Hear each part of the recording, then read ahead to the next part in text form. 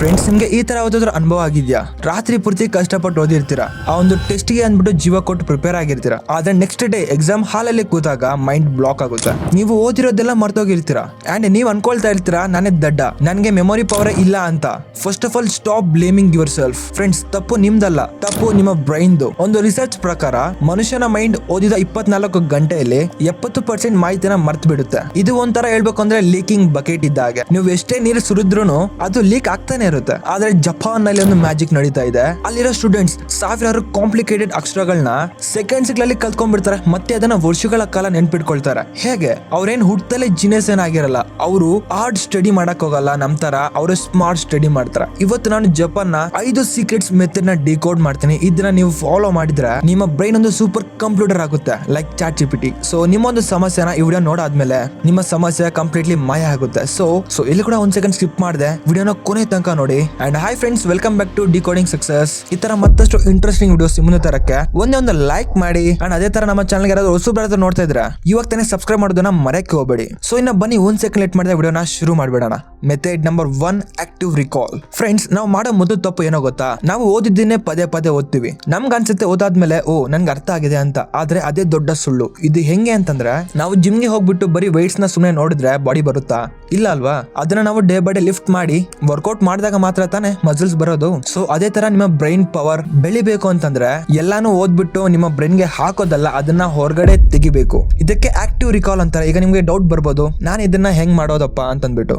So for example, ಒಂದು page ನ ಓದಿ. ಈಗ ಬುಕ್ ನ ಮುಚ್ಚಿಡಿ, ಒಂದು ಖಾಲಿ ಹಾಲೆ ತಗೊಂಡು ನಿಮ್ಗೆ ಏನೇನ್ ನೆನಪಿದ್ಯೋ ಅದನ್ನ ಮಾತ್ರ ಬರೀರಿ. ಇದು ಒಂಥರ ಸ್ಟಾರ್ಟಿಂಗ್ ನಲ್ಲಿ ಹೇಳ್ಬೇಕಂದ್ರೆ ತುಂಬಾ ಕಷ್ಟ ಅನ್ಸುತ್ತೆ, ಬಟ್ ತಲೆ ಕೆಡ್ಸ್ಕೋಬೇಡಿ. ಆದ್ರೆ ಯಾವಾಗ ನಿಮ್ಗೆ ರಿಯಲ್ ಗ್ರೋತ್ ಬರುತ್ತೆ ಅಂತಂದ್ರೆ, ಯಾವಾಗ ನಿಮ್ಮ ಬ್ರೈನ್ ಕಷ್ಟಪಟ್ಟು ನೆನ್ಪು ಮಾಡ್ಕೊಳ್ತೋ ಆಗ ನಿಮ್ಮ ಮೆಮೊರಿ ಪವರ್ ತುಂಬಾ ಹೆಚ್ಚಾಗುತ್ತೆ. ಓಕೆ, ನೆಕ್ಸ್ಟ್ ಟೈಮ್ ಓದ್ಬೇಕಾದ್ರೆ ನೆನ್ಪಿಟ್ಕೊಳ್ಬೇಕಾದ್ರೆ ಈ ಒಂದು ಟೆಕ್ನಿಕ್ ನ ಫಾಲೋ ಮಾಡಿ. Method number 2, the Kumon method. ಹೆಸರು ವೆರೈಟಿ ಆಗಿದೆ ಅಲ್ವಾ? ಸೊ ಫ್ರೆಂಡ್ಸ್, ಎರಡನೇ ಮೆಥಡ್ ಜಪಾನ್ ನ ಪ್ರತಿ ಶಾಲೆಯಲ್ಲೂ ಯೂಸ್ ಮಾಡ್ತಾರೆ. ಈ ಒಂದು ಕುಮೋನ್ ಮೆಥಡ್ ನ ನಮ್ಮ ಪ್ರಾಬ್ಲಮ್ ಏನು ಅಂತಂದ್ರೆ, ನಾವು ಎಕ್ಸಾಮ್ ಹಿಂದಿನ ದಿನ ಪೂರ್ತಿ ಸಿಲೆಬಸ್ ನ ಮುಗಿಸ್ಬೇಕು ಅಂತ ನೋಡ್ತೀವಿ. ಸೊ ನೀವು ಒಂದೇ ಬಾರಿ ಒಂದು ಪೂರ್ತಿ ಪಿಜ್ಜಾನ ಬ್ಯಾಗ್ ಹಾಕೊಳಕ್ಕಾಗುತ್ತಾ? ಅದು ಅಸಾಧ್ಯ ಅಲ್ವಾ? ಸೊ ಕುಮೋನ್ ಮೆಥಡ್ ಏನ್ ಹೇಳುತ್ತೆ ಅಂತಂದ್ರೆ, slow is smooth, smooth is fast. Friends, ಇದ್ರ ಪ್ರಕಾರ ಏನು ಅಂತಂದ್ರೆ, ನೀವು ದಿನಕ್ಕೆ 5 ಗಂಟೆ ಕಾಲ ಓದೋದ್ ಬೇಕಾಗಿಲ್ಲ. ಜಸ್ಟ್ ನೀವು 15ರಿಂದ 30 ನಿಮಿಷ ಓದಿದ್ರೆ ಸಾಕು. ಅದು ಕೂಡ ನೀವು ಫುಲ್ ಫೋಕಸ್ ಆಗಿ ಓದ್ಬೇಕು. ಅಂಡ್ ಜಂಪ್ಸ್ ಕ್ಲಿಯರ್ ಹೀಗೆ ಹೇಳ್ತಾರೆ, ನೀವು ದಿನಕ್ಕೆ 1% ಇಂಪ್ರೂವ್ ಆದ್ರೆ ವರ್ಷಕ್ಕೆ, ವರ್ಷದ ಕೋನಕ್ಕೆ 37 ಪಟ್ಟು ಬೆಳಿತೀರಾ. ಸೊ ನೀವು ದಿನಕ್ಕೆ ಸ್ವಲ್ಪ ಓದಿದ್ರೆ, ಆದ್ರೆ ಒಂದು ಕಂಡೀಷನ್, ಅದನ್ನೇ ಪರ್ಫೆಕ್ಟ್ ಆಗಿ ಓದ್ಬೇಕು ನೀವು. ಸೊ ಈ ತರ consistency beats intensity even single time. Method number 3,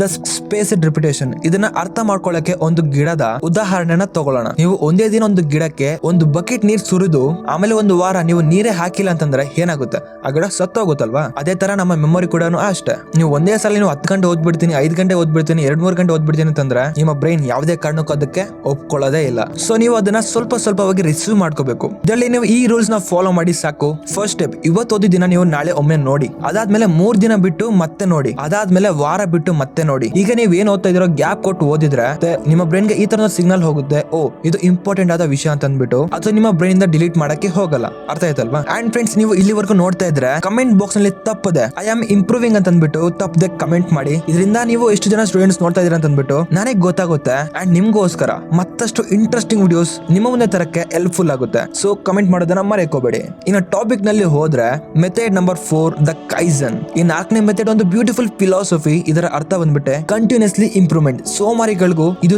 ತಪ್ಪದೆ ವರ್ಕ್ ಆಗುತ್ತೆ. ದಿನಕ್ಕೆ ಜಸ್ಟ್ 6 ನಿಮಿಷ ಕೊಡಿ ಸಾಕು, ಕೊಡಕ್ಕಾಗುತ್ತೆ ತಾನೆ? ಸೊ ಈ ಒಂದು 6 ನಿಮಿಷದಲ್ಲಿ ನೀವು 2 ನಿಮಿಷ ನೀವು ಏನೇನ್ ಓದಿದಿರಾ ಅಂತ ಅಂದ್ಬಿಟ್ಟು ನೆನ್ಪು ಮಾಡ್ಕೊಳ್ಳಿ. This is called like active recall. ಇನ್ನ ಮಿಕ್ಕಿರೋ 2 ನಿಮಿಷದಲ್ಲಿ ನಿಮ್ಮ ಹಳೆಯ ಟಾಪಿಕ್ಸ್ ನ ರಿವೈಸ್ ಮಾಡ್ಕೊಳ್ಳಿ. ಓಕೆ, ಇನ್ನ ಮಿಕ್ಕಿದ ಲಾಸ್ಟ್ 2 ನಿಮಿಷನ ಹೊಸದಾಗಿ ಏನಾದ್ರೂ ಕಲೀರಿ. ಸೊ ಫ್ರೆಂಡ್ಸ್, ಈ ಜಸ್ಟ್ 6 ನಿಮಿಷ ರೂಲ್ ನ ಫಾಲೋ ಮಾಡಿ ಸಾಕು. ನಿಮ್ಗೆ ಗೊತ್ತೇ ಆಗಲ್ಲ ನಿಮ್ಮ ನಾಲೆಜ್ ಅಂಡ್ ಮೆಮೊರಿ ಪವರ್ ಎಷ್ಟು ಫಾಸ್ಟ್ ಆಗಿ ಬೆಳೆಯುತ್ತೆ ಅಂತ.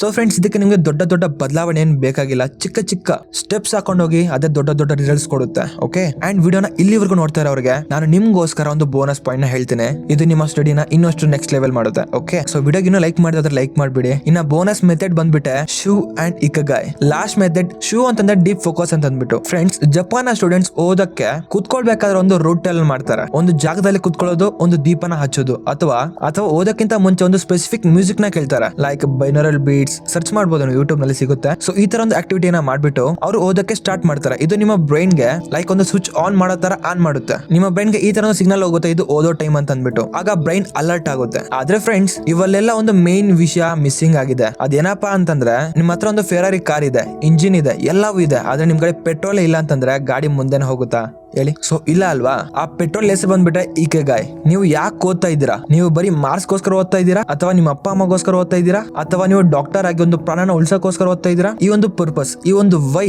ಸ್ಟ್ರಾಂಗ್ ಇಲ್ಲ ಅಂತಂದ್ರೆ ನಾನು ಹೇಳಿರೋ ಯಾವ ಟೆಕ್ನಿಕ್ಸ್ ಕೂಡ ನಿಮ್ಗೆ ವರ್ಕ್ ಆಗಲ್ಲ. ಇದು ನಿಜ ಹೇಳ್ತಾ ಇದೀನಿ, ಅಂಡ್ ಇದು ರಿಯಾಲಿಟಿ ಕೂಡ. ನಿಮ್ಗೆ ನಿದ್ದೆ ಬಂದಾಗ, ಸುಸ್ತಾದಾಗ ನಿನ್ನನ್ನ ಎಬ್ಸೋ ಒಂದೇ ಒಂದು ಸೂಪರ್ ಪವರ್ ಇಕಿಗಾಯ್ ಮಾತ್ರ. ಸೊ ಇವತ್ತೊಂದು ಪೇಪರ್ ನಲ್ಲಿ ಬರ್ಕೊಳ್ಳಿ, ನಾನ್ ಯಾಕೆ ಓದ್ತಾ ಇದ್ದೀನಿ ಅಂತ ಅಂದ್ಬಿಟ್ಟು. ಅದೇ ನಿಮ್ಮ ಪೆಟ್ರೋಲ್ ಆಗಿರುತ್ತೆ. ಸೊ ಫ್ರೆಂಡ್ಸ್, ಇನ್ಮೇಲಿಂದ ಹಳೆ ಮೆಥಡ್ಸ್ ನ ಬಿಟ್ಬಿಟ್ಟು ಆ ಒಂದು ತೂತ್ ಬಿದ್ದಿರೋ ಬಕೆಟ್ಗೆ ನೀರು ತುಂಬಿಸೋದನ್ನ ನಿಲ್ಲಿಸಿ ಈ ಒಂದು 5 ಸ್ಮಾರ್ಟ್ ಟೆಕ್ನಿಕ್ಸ್ ನ ಫಾಲೋ ಮಾಡಿ. ಅಂಡ್ ಈ ವಿಡಿಯೋ ಮುಗ್ದಾದ್ಮೇಲೆ ಸುಮ್ನೆ ಸ್ಕ್ರೋಲ್ ಮಾಡೋದಲ್ಲ, ಒಂದು ಪೇಪರ್ ತಗೊಂಡು ಇವತ್ತು ನಾನು ಏನ್ ಕಲಿತೆ ಅಂತ ಬರೆಯೋದನ್ನ ಮರಿಬೇಡಿ. ಅಂಡ್ ಅದೇ ನಿಮ್ಮ ಫಸ್ಟ್ ಸ್ಟೆಪ್. ಅಂಡ್ ಈ ವಿಡಿಯೋ ನೋಡ್ತಾ ಇರೋಲ್ಲಿ ಯಾರ್ಯಾರೆಲ್ಲ ನೀವು ಸ್ಮಾರ್ಟ್ ಸ್ಟೂಡೆಂಟ್ಸ್ ಅಥವಾ ಆರ್ಟ್ ಸ್ಟೂಡೆಂಟ್ಸ್ ಅಂದ್ಬಿಟ್ಟು ತಪ್ಪದೆ ಬರೀರಿ. ಸೊ ಇದಾಗಿತ್ತು ಇವತ್ತಿನ ವಿಡಿಯೋ.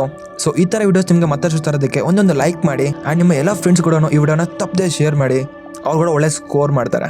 ಓಕೆ. ಅಂಡ್ ಫ್ರೆಂಡ್ಸ್, ನಾನು ಲೇಟೆಸ್ಟ್ ಆಗಿರೋ ವಿಡಿಯೋಸ್ ನಿಮ್ಮ ಹತ್ರ ಮಿಸ್ ಆಗಿದ್ರೆ ಎಂಡ್ ಸ್ಕ್ರೀನ್ ಅಲ್ಲಿ ಕೊಟ್ಟಿರ್ತೀನಿ, ತಪ್ಪದೆ ನೋಡಿ. ಅದು ನಿಮ್ಮನ್ನ ಇನ್ನಷ್ಟು ಪವರ್ಫುಲ್ ಮಾಡುತ್ತೆ. ಸೊ ಇನ್ನು ನೆಕ್ಸ್ಟ್ ವಿಡಿಯೋದಲ್ಲಿ ಸಿಗೋಣ. ಅಂದಿನ take care. Thank for watching.